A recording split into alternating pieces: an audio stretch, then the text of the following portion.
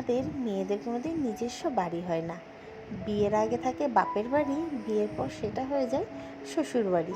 তবু আমরা মেয়েরা কম বেশি একটা স্বপ্ন দেখে থাকি যে নিজের একটা সংসার হবে, যেখানে নিজের পরিবারকে নিয়ে সুখে শান্তিতে আমরা কিন্তু থাকতে চাই।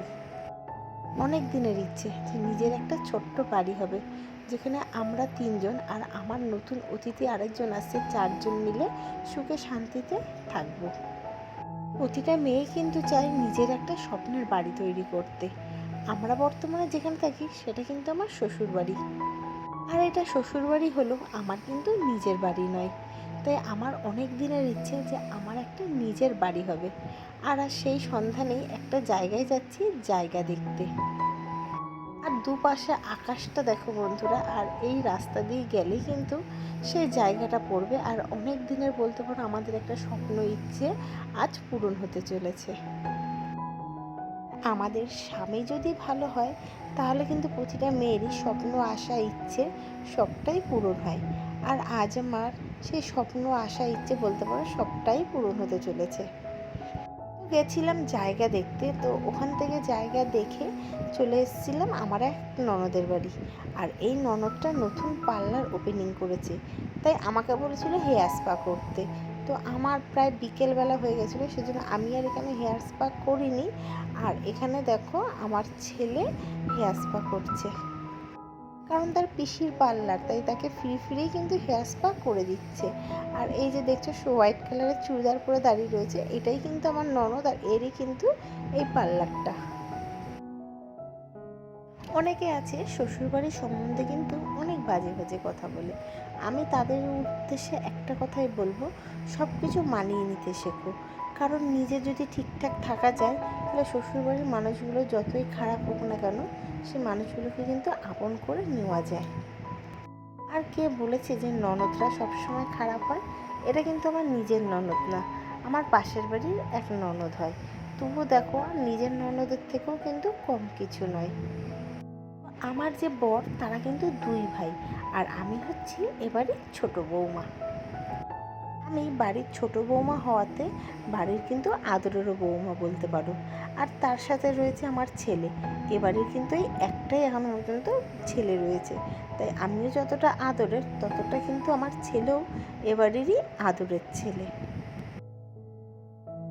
তাই বলতে পারো বাড়িতে যতটা না আদর ভালোবাসা আমি পাই, তার থেকেও কিন্তু বেশি আদর যত্ন ভালোবাসা কিন্তু আমার ছেলে পেয়ে থাকে। দেখো নিজের পিসি না হওয়া সত্ত্বেও একবার পার্লারে গিয়ে বলেছে, পিসি এটাতে কি হয় আমি করব। তো পিসি ওর আবদার মেটাতে সঙ্গে সঙ্গে ওর পিসি ওর হেয়ারটা ওয়াশ করে একটা স্পা করে দিল। এতে ও খুশি হলো, ওর পিসিও খুশি, তার সাথে কিন্তু আমারও বেশ ভালো লাগলো যে আমার ছেলের ছোটোখাটো আবদারগুলো শুধুমাত্র আমি নয়, আমাদের বাড়ির সকলেই কম বেশি মেটাতে চায়।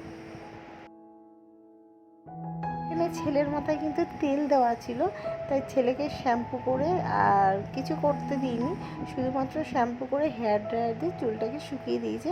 আর ওকে বোঝানো হয়েছে যে এটাই কিন্তু তোমার হেয়ার স্পা হয়েছে। আর এতেই কিন্তু আমার ছেলে বেশ খুশি হয়ে গেছে। আমার ছেলের বর্তমান বয়স কিন্তু 6 বছর, তার জন্য ওর কিন্তু সেরকমভাবে আমি কোনো কেমিক্যাল ইউজ করি না, শুধুমাত্র শ্যাম্পুটুকুই জাস্ট করিয়েছি। আর এখান থেকে হেয়ার ড্রায়ার দিয়ে চুলটা শুকিয়ে নিয়েছি, কারণ নাহলে এখন বিকেলবেলা প্রায় 6টা বাজে, ওর ঠান্ডা লেগে যাবে, সের জন্য এর থেকে বেশি কিছু ওকে করাইনি। তোমরা তো জানোই আমার কিন্তু এটা সেকেন্ড প্রেগনেন্সি চলছে, তাই আমাকে হেয়ার ওয়াশ করাতে বললো, আমি কিন্তু সেই জিনিসটা করিনি। কারণ আমার এখন যদি কিছু করি আমার ঠান্ডা লেগে যাবে। আর আমাদের মধ্যে নিয়ম রয়েছে, প্রেগনেন্সির সময় মাদের এত সাজগোজ করতে নেই। তবু যেটুকু না করলে নয় সেটুকু করি, কিন্তু যতটুকু পারি জিনিসগুলোকে অ্যাভয়েড করার। তারপর ননদের পার্লার থেকে সোজা চলে এসেছি ননদের ফ্ল্যাটে। আর এখানে এসেই দেখো আমার ননদের কিন্তু বেশ বড় একটা গোপাল রয়েছে। আর তারপর গোপাল সোনাকে একটু আদর করে চলে গেছে সোজা ব্যালকনিতে। আর এখন কিন্তু প্রায় 6টা বাজে।